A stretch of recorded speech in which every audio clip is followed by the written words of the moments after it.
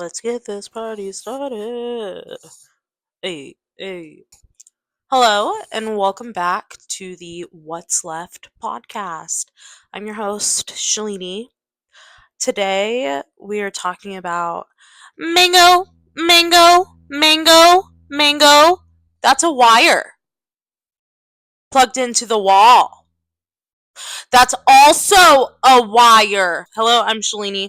I'm the host. That was Mango. That's one of the many animals I have in my zoo.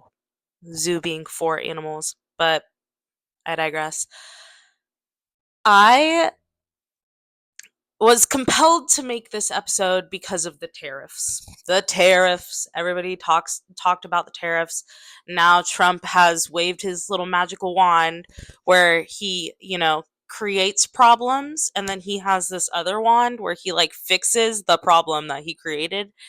And it's really frustrating. And me being in the fashion industry, working with designers in New York that get products made in China, it's extremely difficult to pinpoint what's happening in our industry. Nobody really knows. Nobody really knows, and like it's it's one of those things. Like Trump is like, you can't pass the cost of the tariff off to the customer, but if you are eating the cost of the tariff, that is not only taking away from profits. It, let's say something just doesn't sell. Okay, let's say something doesn't sell, but there is also a tariff tacked onto that. If you sell it for the original MSRP that you were going to sell it at before the tariffs were implemented, and it didn't do well, yeah, you're okay. But now that the tariffs are involved, you're like, fuck, not only did I lose out on basically the production of this product, but I also paid extra to lose, essentially. So that's what a lot of companies are having issues with in terms of the tariff, because if you don't put it back on the customer, like I 100% agree, corporations, large corporations, some of them do not need to be putting that cost on us. And it's honestly like how Amazon showed on their I have incense lit, so there may be like smoke in the video. Who knows? Who knows? Also, I didn't have video the first time. Hi, welcome. This is my face. Anyways, so like Amazon posting on their like marketplace for wholesale retailers, um, them showing how much the tariff was going to be per product wasn't like them dogging on Trump. It was just them being transparent. And honestly, it's weird how people will react to transparency when it doesn't serve something that they believe. Like, one, I went to school for this. I went to school for fashion merchandising. I know how to sell you clothes, essentially.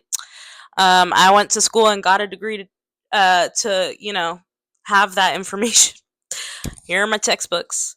A lot of what I was learning was how to adapt to the marketplace, because started first 2 years of my degree before COVID, next 2 years of my degree after COVID. So I had full COVID and pre-COVID exposure to the market.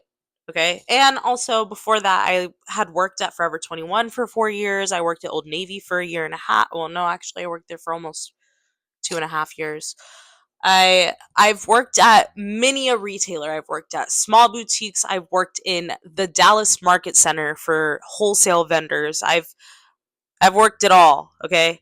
And I I kind of understand how the market works a little. I kind of know how that shit works.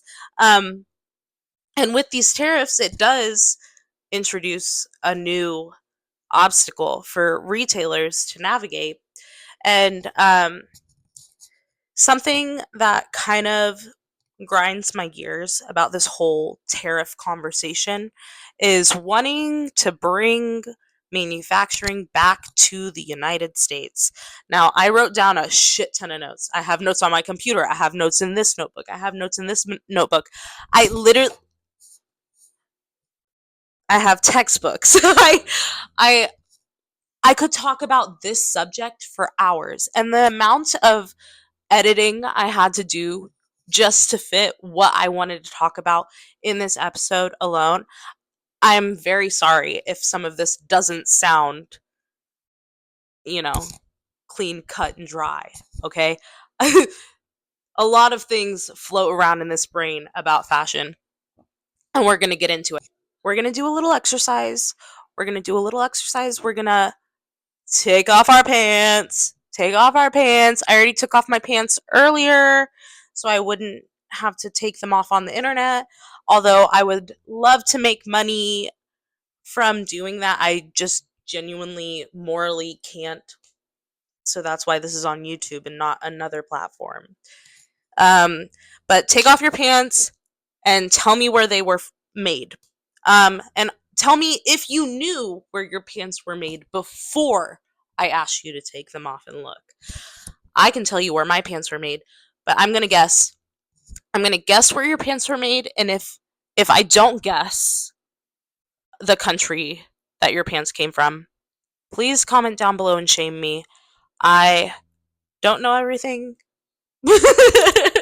But okay, here's my list. Bangladesh, China, India, Vietnam, Thailand, Sri Lanka, Morocco. We're going to add Chile and Peru to those on the list. Yeah. Did I get it right? No? Yes? Let me know. Let me know. Okay. Now, if I wouldn't have asked you, hey, can you tell me where your pants were made? And if you didn't already know, would you have ever looked? That the information is readily available to us with each and every garment we buy, even our underwear. This is my drawer, okay, and this is my of course, it's like the craziest pair of underwear on top. Um, these are Fenty, made in China. These were made in China. The pants that I'm wearing, they were made in Mexico. I can't remember if I said that. This top, I'm pretty sure this top was made in China, but this print came from like a printer in Bedford, Texas. So, I don't know. That print screen print t-shirting kind of gets iffy because like your so we have to backtrack just a little bit. So people are kind of like, whoa, since the tariffs have been implemented, China is over there like, we actually make all of your luxury goods and you're being lied to, essentially. And while that may be true in some cases, made in and country of origin are two separate things. Country of origin is the cotton that this t-shirt was made and the actual fabric that made this t-shirt, wherever that fabric came from, that's country of origin. The made in tag means wherever said thing was assembled.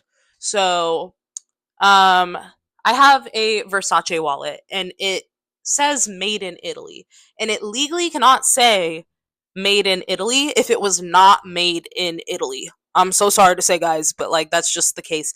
And it's possible. I'm not saying it's not. This is something that happens in a lot of industries. It's like partially assembled in one place and it's finished in another place, and then wherever it's finished, that is the stamp of wherever it was made in. Okay?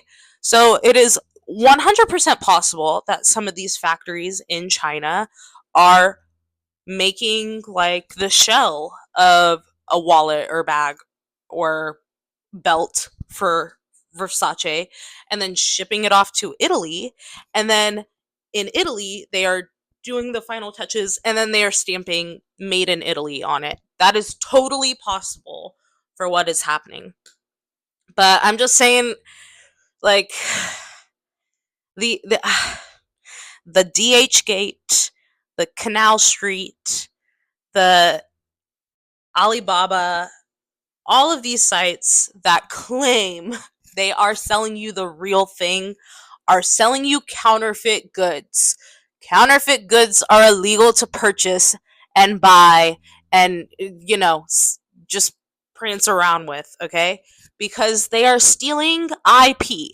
IP, I love IP. IP stands for intellectual property, meaning something that is like trademarked or copyrighted. Think the red on the bottom of Louboutin shoes, or the Gucci bumblebee, or the red and green stripes from Gucci, or like the like I don't know what it's called, but like the Versace print.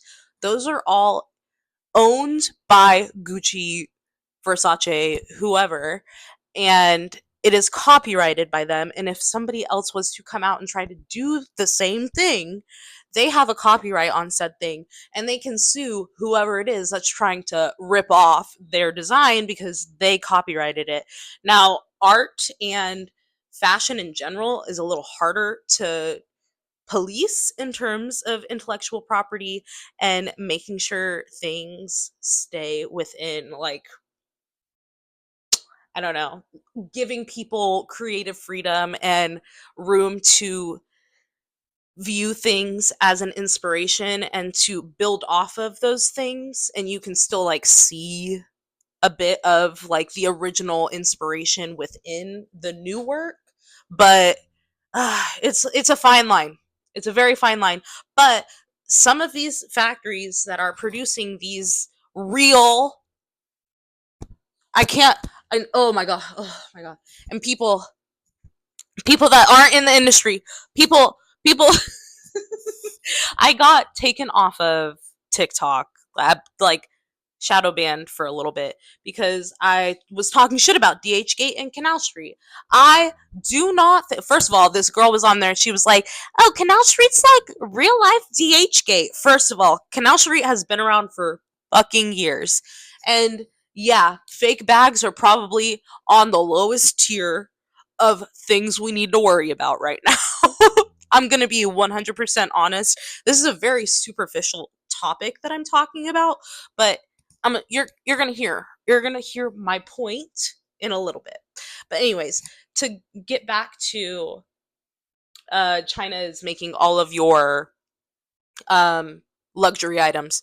It very well could be some things are made in China and then shipped back to Italy or France or whoever, wherever, and that's stamped on it, okay? Totally plausible, but there are factories in Italy.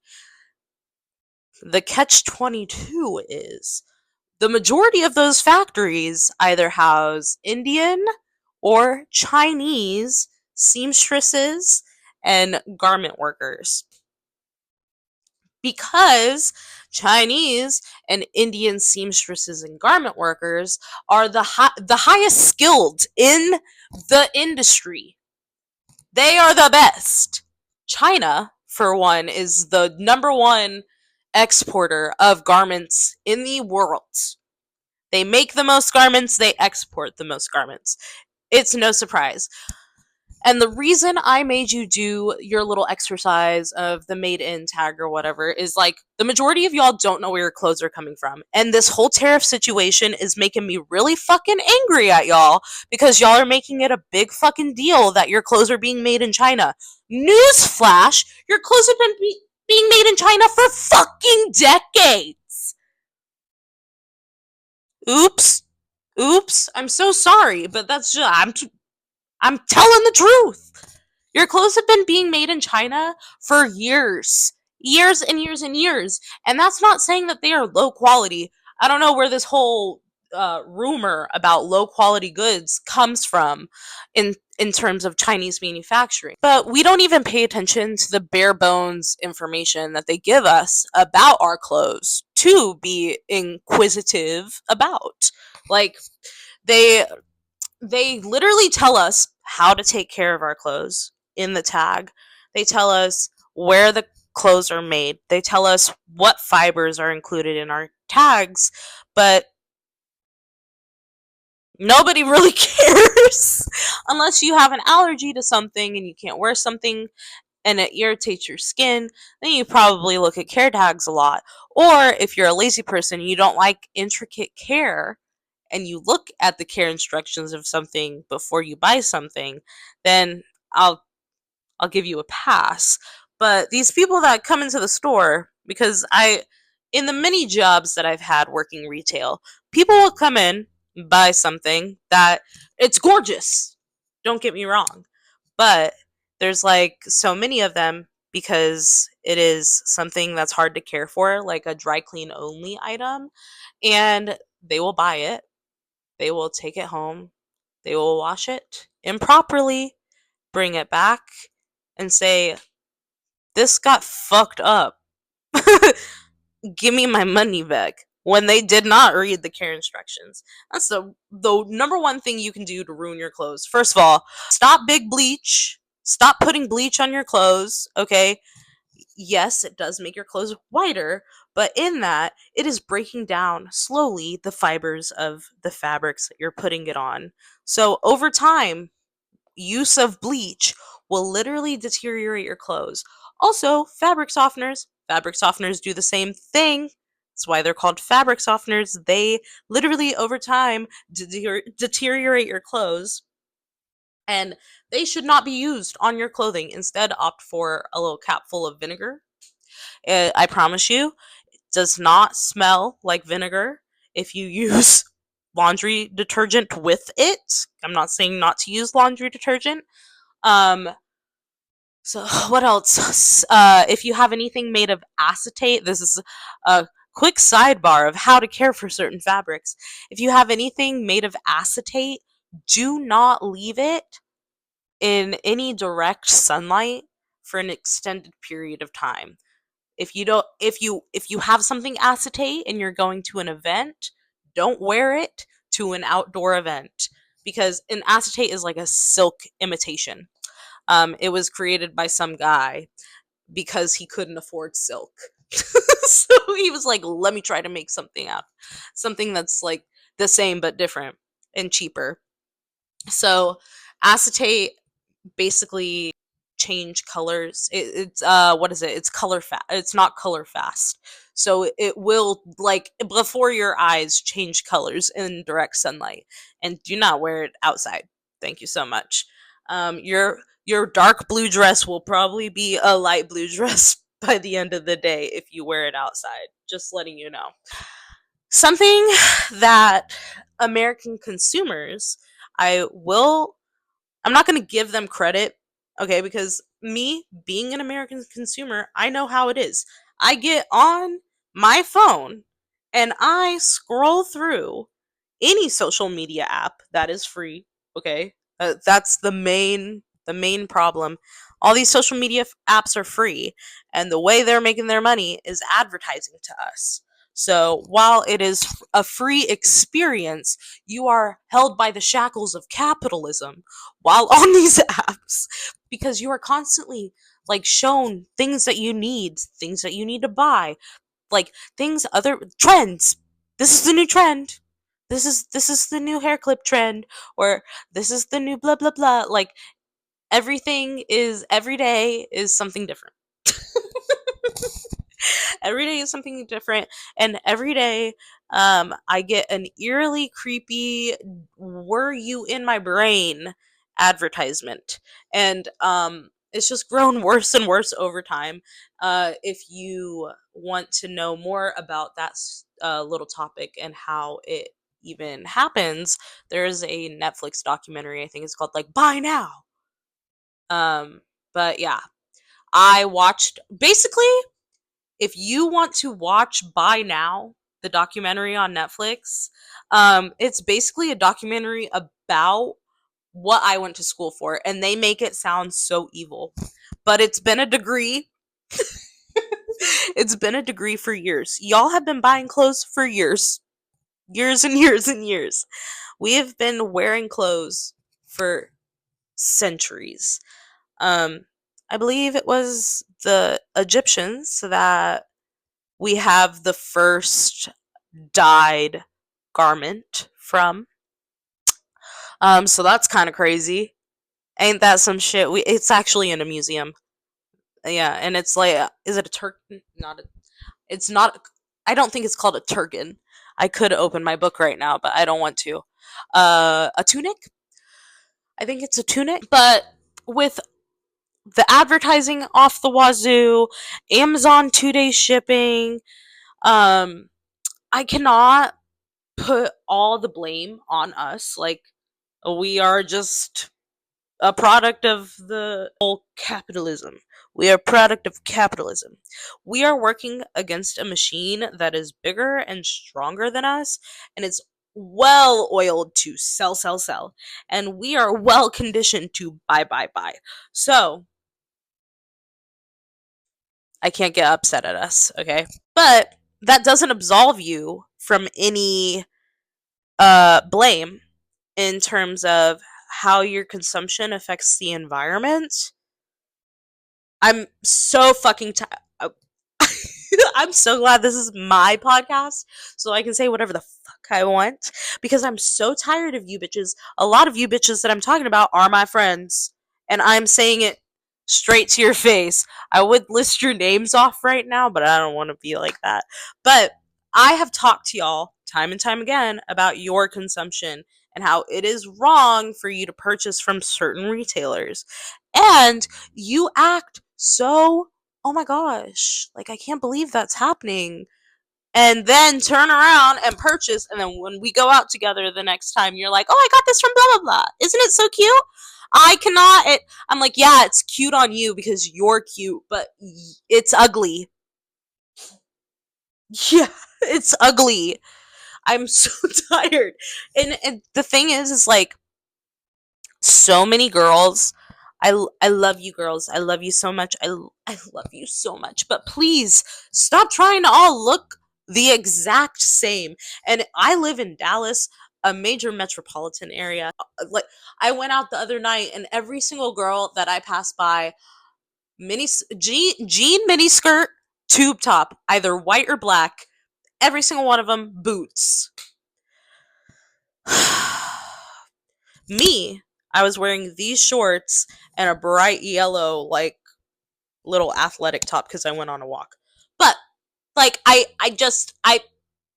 hello? Can we get some flavor here? Like, the problem is the fact that y'all don't have any originality. You don't, first of all, you don't have any originality. You don't have, like, you don't have any creativity either. Like, it's really sad because people that don't have the creativity to make a cool fit, something that's interesting styled, because it's different when you're wearing clothes and when you style clothes. When you just wear clothes, you're just wearing clothes. They are just on your body. When you style clothes, that outfit was curated for you. I genuinely, I can tell when somebody puts effort into their outfit. Like, don't get me wrong, even when some people don't put effort into their outfit, their outfit's still cute. But I can tell when somebody has that special touch. And a lot of you can too. And I can guarantee the person that has that special touch, I go up to them and I'm like, oh my god, I love that belt. They can tell me exactly where they got that belt. And the majority of the time, they're like, oh my god, it's thrifted. Or, oh my god, it's vintage, blah, blah, blah. Or, oh my god, yeah, it's this. I love those people. I love those people so much. I'm also one of those people that have, like, I try to dress in an interesting way because even though I work in fashion, some of the outfits that I make up in my noggin are not work appropriate. Okay, so I'm not going to go to work in them. But I will wear them out and about. And I love when somebody comes up to me and compliments an outfit. And I love being able to be like, oh my God, thank you so much. My shoes are from. I saw sidebar, I saw a video on TikTok of this girl telling a story about how she's been looking for a pair of cowboy boots, and she saw this girl with a pair of cowboy boots on in like some store, I don't know, and she was like, "Oh my god, I love your boots. Where'd you get them?" And the girl that was wearing the boots was like, "Yeah, I really wish I could tell you, but like I just can't because I don't like when other people have my things." Girl, did you make the boots? Because I can guarantee you other people have those same exact boots. You have Shopify access to the storefront you bought them from? You bought them and then turned off the feed for that product? Anyways, I just can't stand girls like that. Just tell me where you got the fucking boots, bitch. All right, anyways. We're talking about the China and tariffs, and how it affects your closet. So not only is it going to make your clothes more expensive, I saw people that were shopping on Temu after the tariffs had been implemented before Trump was like, "We made a deal with China on pause for 90 days or whatever." Um I saw people screenshotting their Temu carts and the taxes and duties were like over $300 on like a $100 order. Yeah, ladies and gentlemen, that's what the tariffs do. Because some retailers will eat the cost of the tariffs, some retailers will not.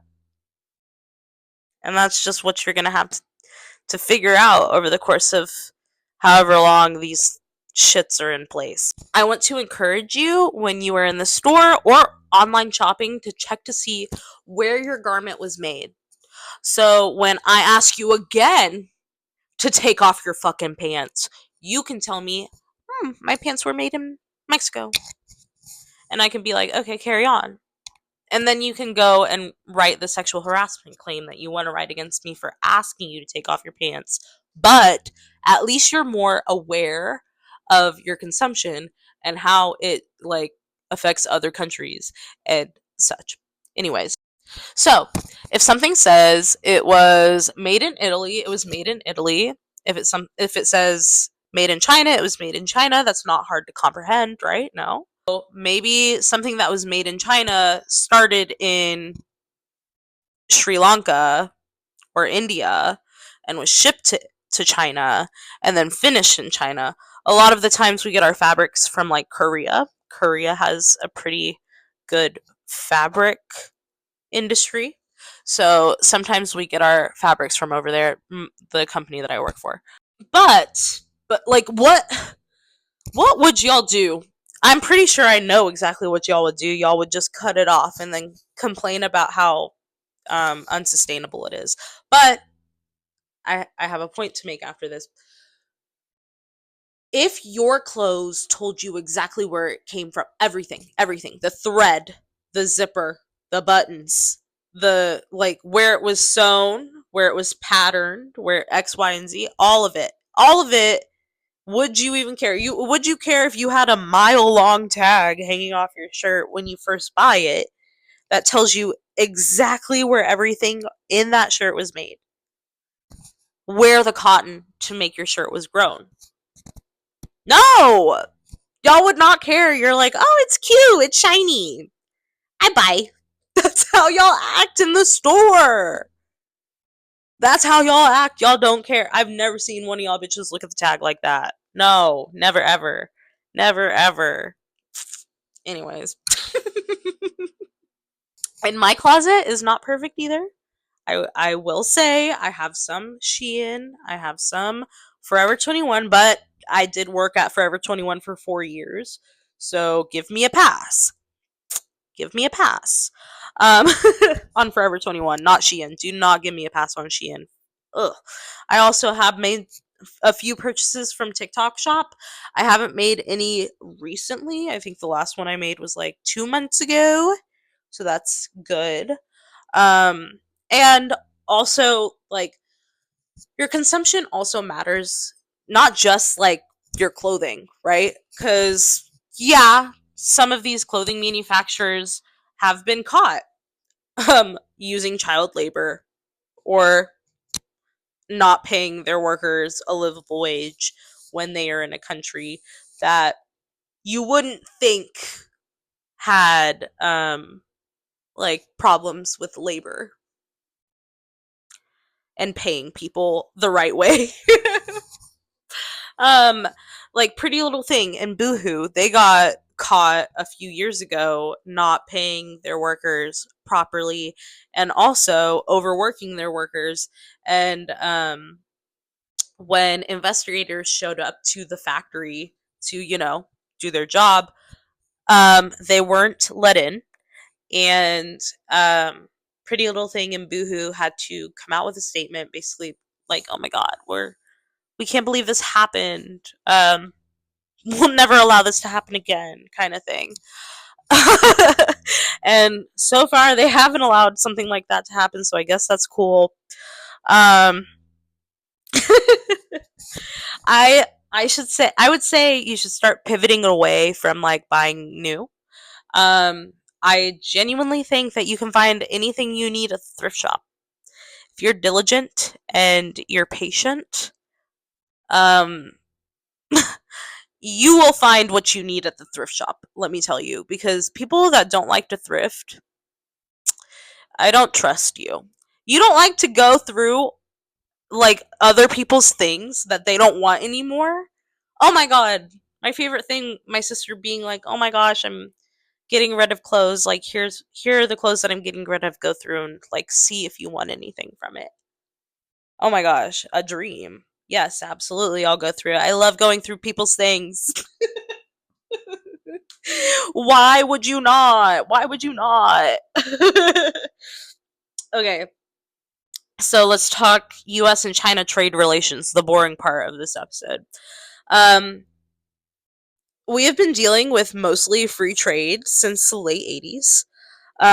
Times were different back then. A good portion of factories built in the US were still functioning. And as a global society, we're on the up and up. We were working together, sharing. Do y'all remember sharing? Do y'all remember sharing? Um, and don't get it twisted. We were developing something that hadn't quite yet been done ever. Um, like the fact that we were opening the world to global trade was kind of crazy because originally trade happened between nations that had treaties in place or they had trade agreements. It wasn't necessarily like the consumers within the country could buy wherever and have it shipped to them, and they just like pay the duties and fees or whatever. Times have definitely changed, and oftentimes there were certain items that you couldn't get unless you traveled to the country that made it. You couldn't have it shipped to you. So it's crazy. Like there's still some items that you cannot ship here. Even if you were to go and travel there and bring it, like you wouldn't be able to bring it back with you, kind of thing. And I think we will always have those um products in place, but it's just wild. It's kind of sad that we're moving backward in terms of trade with these tariffs that are being implemented by our dear Lord and Savior President Trump. Um, so we started trading with China. Um, and then the Tiananmen Square massacre happens in China. And the US government suspends military sales to Beijing and freezes relations in 1989. This is important to note that a very similar situation occurred in the US. On May 4th, 1970. The students of Kent State University were hosting a rally against the Vietnam War expanding into Cambodia, and the Ohio State officials got the okay from the president at the time, Nixon, to allow the Ohio National Guard to use excessive force on campus. He allowed the Ohio National Guardsmen onto the campus because of unrest, and the National Guardsmen ended up killing 4 unarmed students and injuring 11 others. Um, yeah, crazy, crazy, crazy. Um, I have a whole episode that I want to do on that. There's a lot that stems from that particular event in history, but I think I just want to draw a parallel that this happened in 1989 in China, and the Kent State massacre happened in 1970 in the United States. So it was basically the same situation in China. I don't know if it was on a college campus or near a college campus, but I believe there was a school involved with the massacre. So very, very similar situation, and it was handled in 2 very different ways. Um, it was handled in the U.S. by hiking up college admission pricing because they didn't want smart people. Anyways, when the massacre happened in China, we cut off relations. We're like, we're not going to do that shit anymore. We're not going to deal with y'all. That's terrible. I can't believe you're doing this to students, even though they do it to people still here in this country. In 1996, Washington and Beijing agreed to exchange officials again. Then in 1999, NATO accidentally bombed one of a Chinese embassy in Kosovo, and the US was like, damn, that's crazy. I can't believe that happened. But basically, it was the US's fault that the fucking embassy got bombed in the first place. So then China was like, I can't believe you've done this. And they stopped trade relations with the United States. Then the United States was like, we need to make it better. So they started like gussying up to China and signed an agreement. Hold on, what was the agreement called? No, the embassy was in Belgrade while on campaign in Kosovo, and the US is like, please don't look at us, but it was a series of internal errors on the US's part that made the accidental bombing happen in the first place. That is from the crf.org. Anyways, in 2000, President Clinton signs the US China Relations Act of 2000. Okay, so China was able to enter the World Trade Organization a year after signing the U.S. China Relations Act. um, I'm just I'm just giving you the overview of U.S. China trade relations, just like through time, because up until we helped them get into the World Trade Organization, we haven't had any issues with them. Like, yeah, there's just been like a silent like back and forth, like they're kicking our ass in certain sectors and we're kicking their ass in certain sectors, but like it's always been like a quiet competition.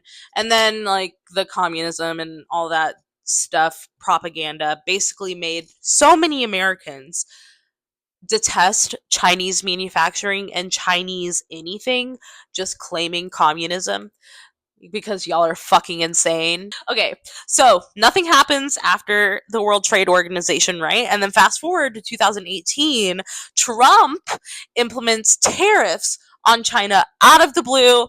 He's like, fuck, China has been reaming our asses. I'm putting tariffs on them. And so he implements a 25% tariff on China. No one else has implemented tariffs on China, okay? He is like, I'm implementing tariffs on China. Everybody was like, okay, we're just gonna let him have this one, okay? Then he brings the Chinese I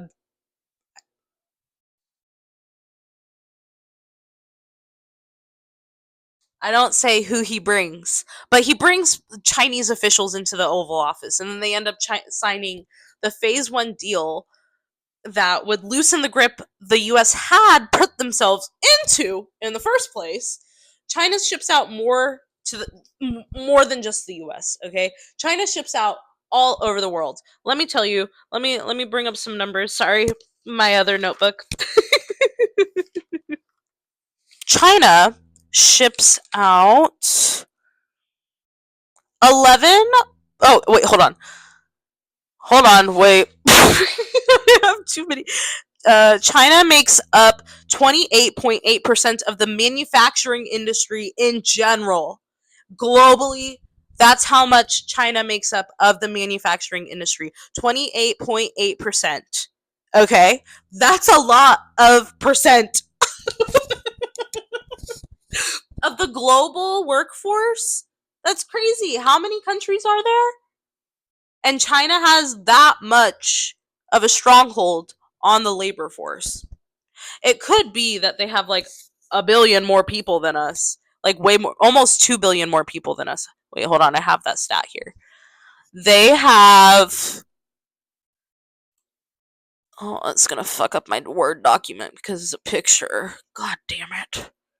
God damn it. They have 1.41 billion people, and America has 335 million. We have way more fucking bodies than us, guys. So yeah, they're gonna kick our ass in a lot of different areas. All right. So you don't miss much from then to now. COVID absolutely ravages the supply chain. Shit gets way more expensive because it's taking longer for us to manufacture goods because so many people are out of work because COVID is happening. So things get more expensive. It gets more expensive to produce. Our workforce has, and in a lot of cases, the workforce has died off. Some countries faced much, much bigger struggles with COVID than we did here in the US.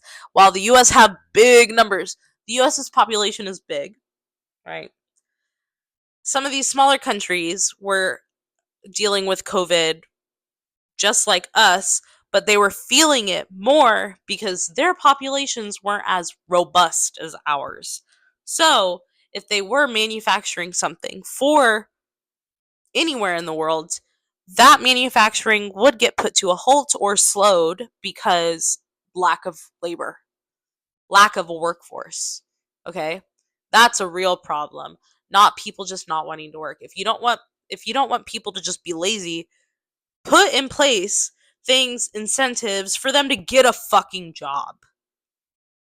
Like, I don't know. I don't know why we're complaining about people not wanting to work when, anyways. And because we are Americans and we went back to work so much sooner than the rest of the world, as soon as we went back, our consumption went back up to the normal because while COVID was happening, while lockdown was happening, a lot of people did consume, but a lot of people found different ways to entertain themselves without having to buy something new. I did buy a pair of roller skates during COVID, and it was a fun activity. I still have the roller skates.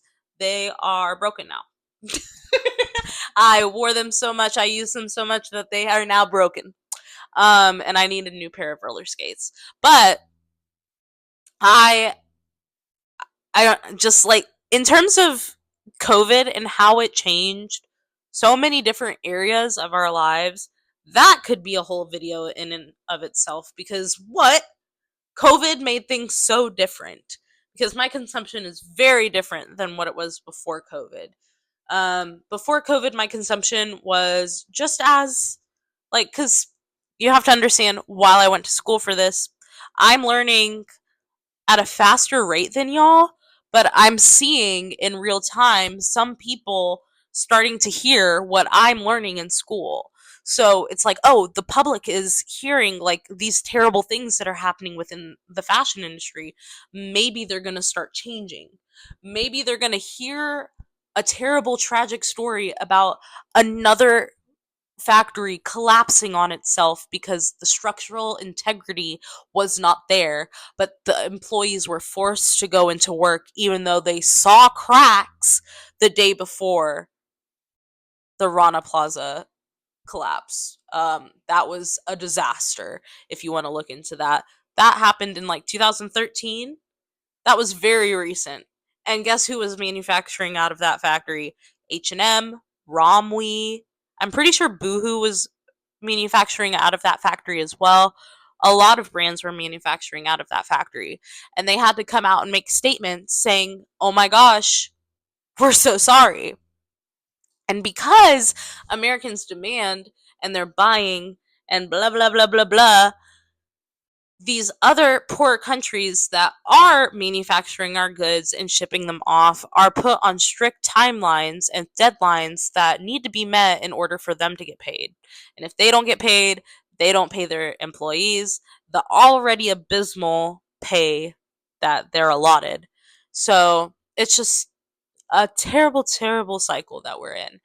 Um, and what can we do as consumers to stop consuming?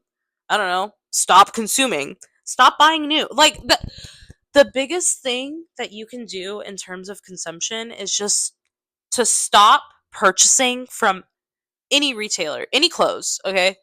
I don't care if you're one of those people that can't wear something twice. Fucking figure it out, okay? The washing machine was invented in what? Like the 40s? Let me give you the rundown of how it works. What happens from farm to closet in terms of making your clothes. We're gonna start with the example of a cotton t-shirt. Cotton t-shirt, you grow the cotton, harvest the cotton, you wash the cotton, you wash the cotton, you wash the cotton. You wash the cotton so much before you even do anything to it, before you process it at all. And then you start processing it. And you start processing it. And then if you want to, so like we're doing a plain white t-shirt, okay? We're skipping dyes, okay? Then it gets sent to a weaving factory to spin it into a yarn that can be used to make a textile. And then it is made into a textile. And then that textile is cut into a t-shirt. And then that t-shirt is then shipped to you and worn by you. Okay. So in that process, it takes about 2,700 liters of water to make one plain white t shirt.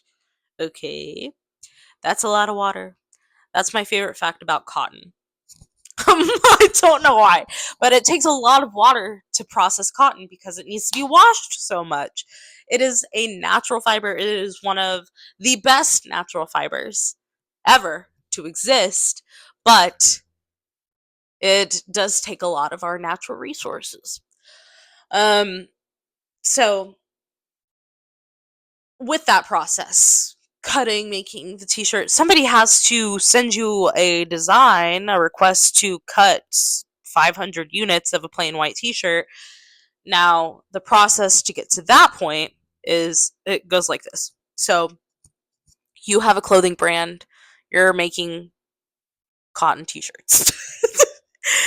You have a discovery. So, in terms of like cotton t-shirts, so like the market is very saturated uh with t-shirts, right?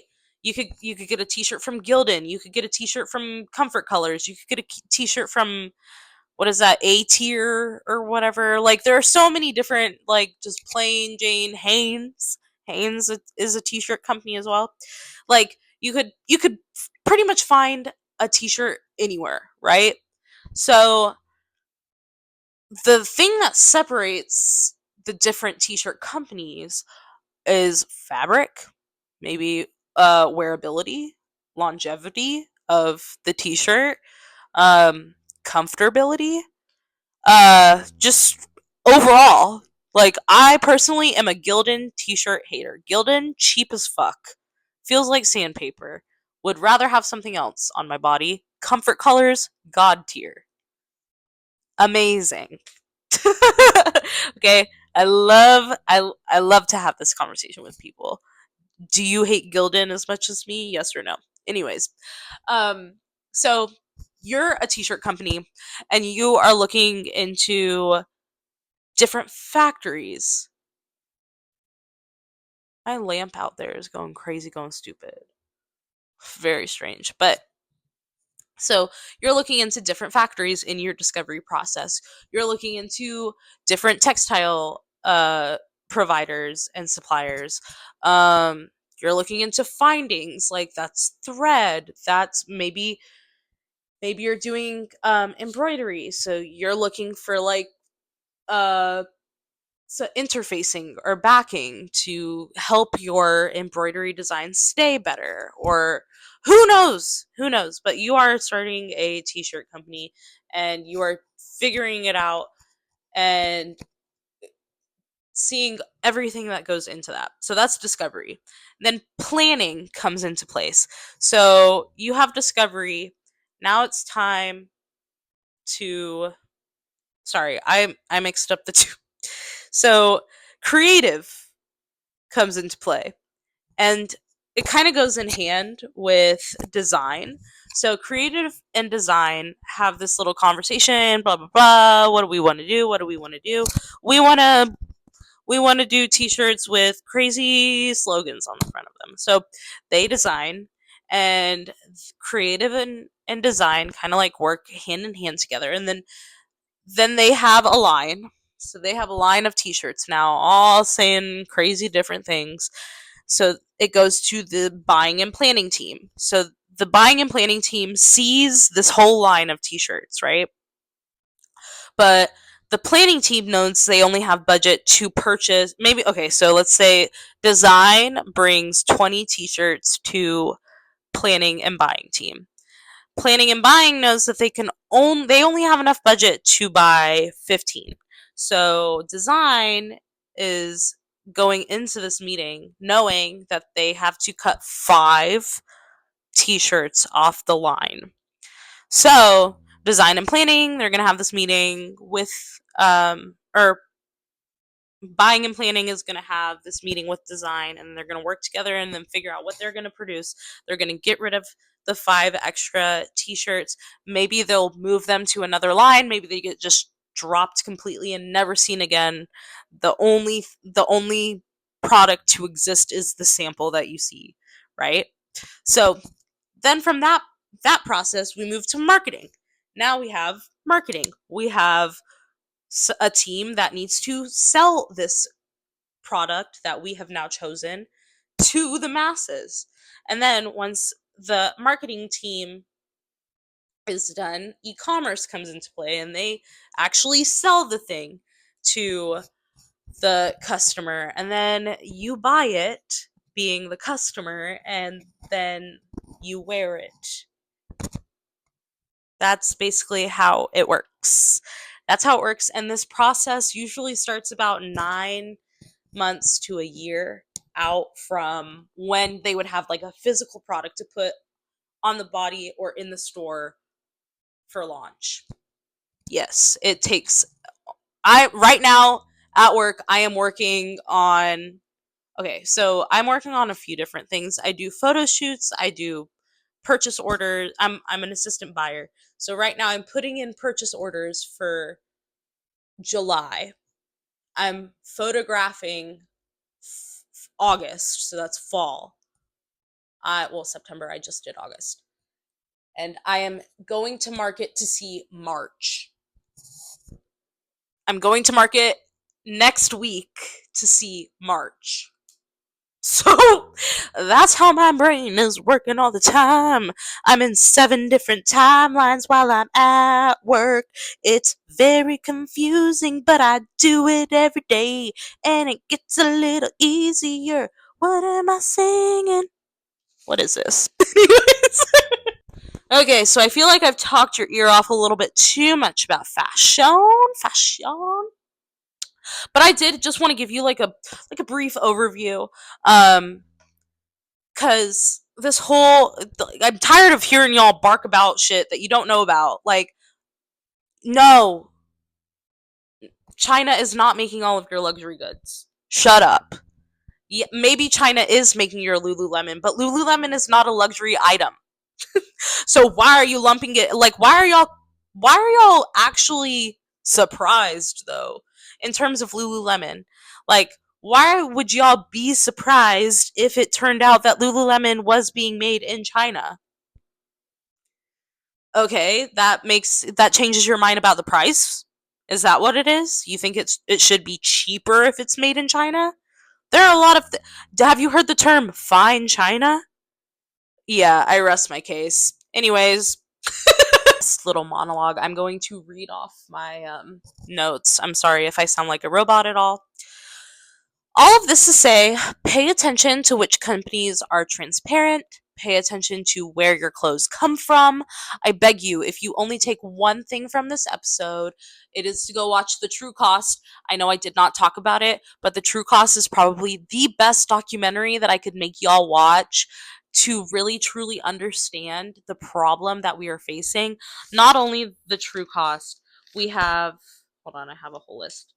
Textile Mountain, that is about our clothing waste and where it goes and how it has become a problem. Brandy Hellville, that's about clothing sizing and how clothing companies are weird and predatory in certain instances. Trashton, Trashin, that is about how your fashion, what happens to it after you throw it away. How fashion is destroying the planet.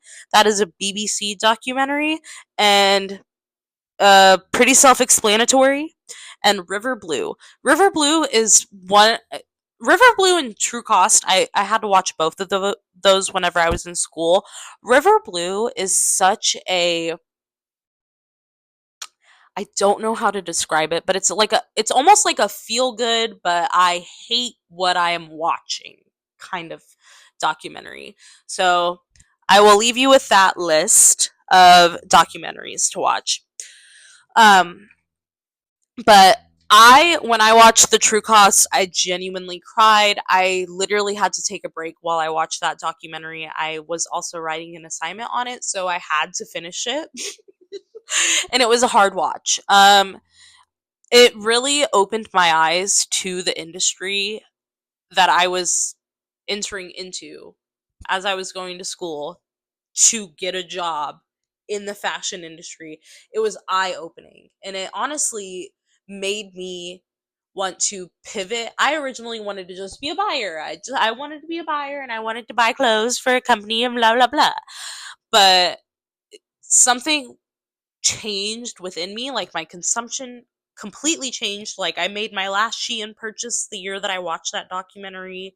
I I started thrifting more. I started upcycling my clothes when after I watched that documentary. Like I just started doing more to feel like I wasn't being a shitty consumer, because while yes, it is our fault because we're consuming, it's also not our fault, okay? And while we are in the late stages of capitalism here in America, we we need to realize what is worth it and what isn't. And another thing I learned in school is the difference between needs. There are utilitarian needs and hedonic needs. A utilitarian need is like food, water, shelter, like things you need to survive. And a hedonic need is an emotional need. So, like love, care, affection, while also being, that could also be a concert or a CD that you want to listen to, or um maybe one of your friends started their own clothing line. Like maybe you're buying something from their clothing line to like support them because you love them because they're your friend. Like that would be filling a hedonic need.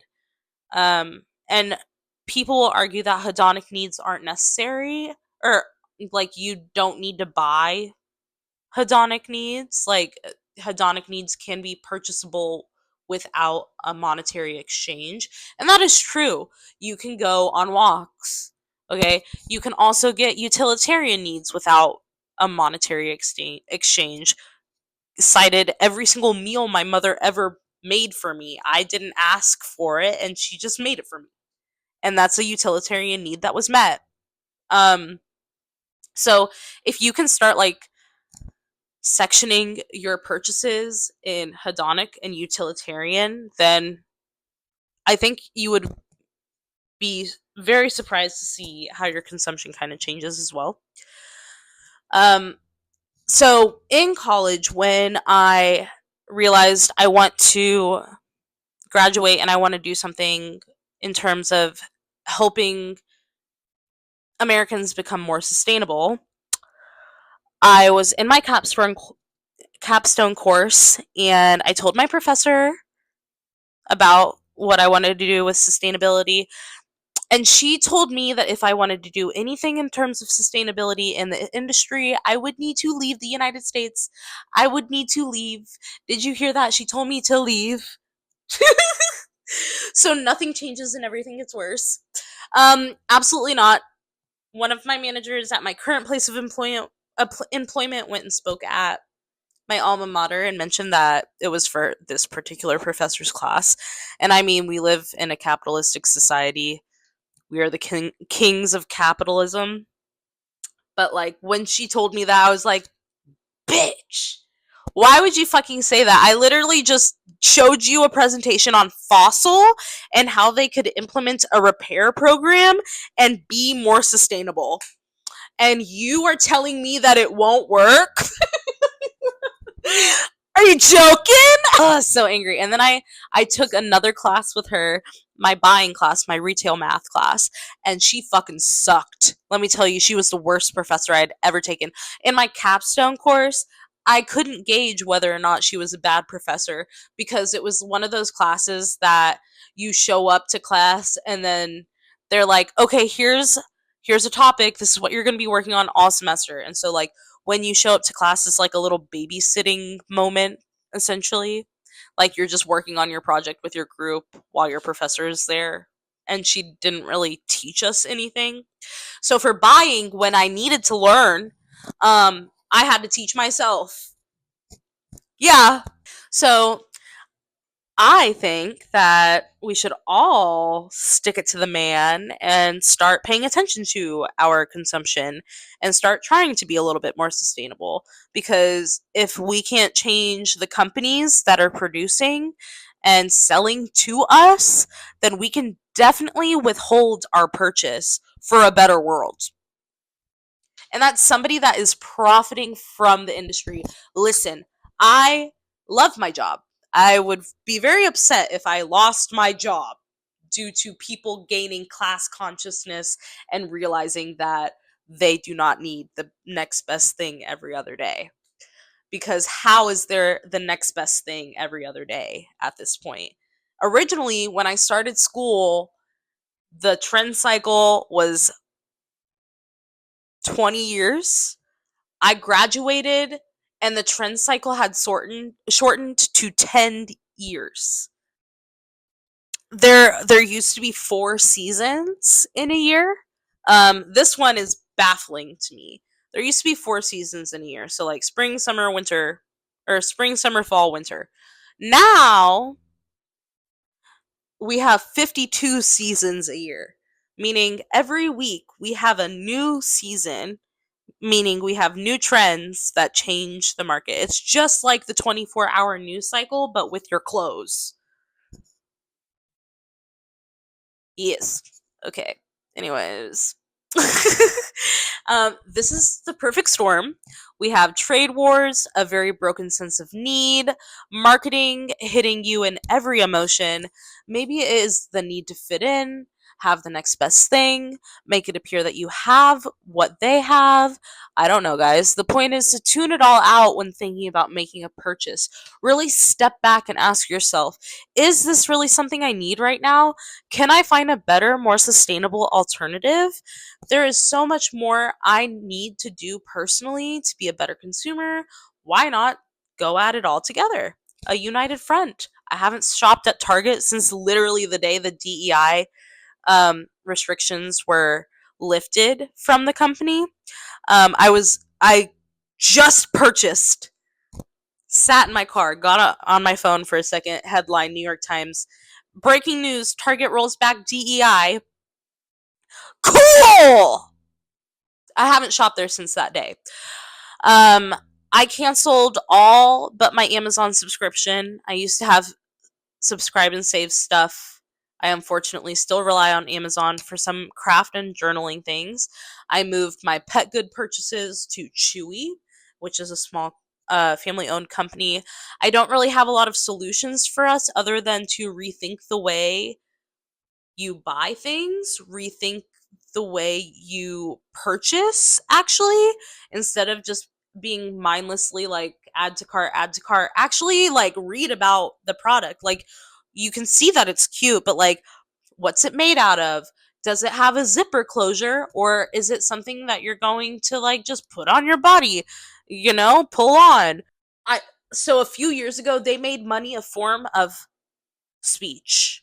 So, take the fact that your money is now a form of the way that you vocalize, and channel it when you are making a purchase. So, if a big example I can use of this is Chick-fil-A. I love me some Chick-fil-A, okay? But I am not a homophobe. I love that Jesus chicken, but I am not a homophobe. I do not support anything that that company has to say about any of my gay friends, all right? But that chicken is addictive, and I still buy Chick-fil-A. I actually had Chick-fil-A yesterday. But I am confessing this to you all so I can stop my consumption of Chick-fil-A with y'all as a united front. Again, we are making this step together. We are taking this step together. We are starting this journey together of being mindful of how we consume, being more, hesitant before hitting checkout in the online storefront. Um, we we have to do this because there's no going back at this point. We have to change the way that we are consuming because we are killing the world. Yes, pretty much everywhere else in the world is worlds ahead of us in terms of sustainability and like fighting climate change, but we are not. And it's kind of embarrassing because literally everywhere else is fighting the good fight, and we're here arguing with whether or not this is real when we only have, what, less than 5 years to help anything at this point. So, anyways, if you watched this during the day, I hope you have a good day. If you watched this during the night, I hope you have a good night. Please be mindful of what your next purchase is gonna be. Look into the Israel boycott list. Be mindful of your purchases and have a good day or night.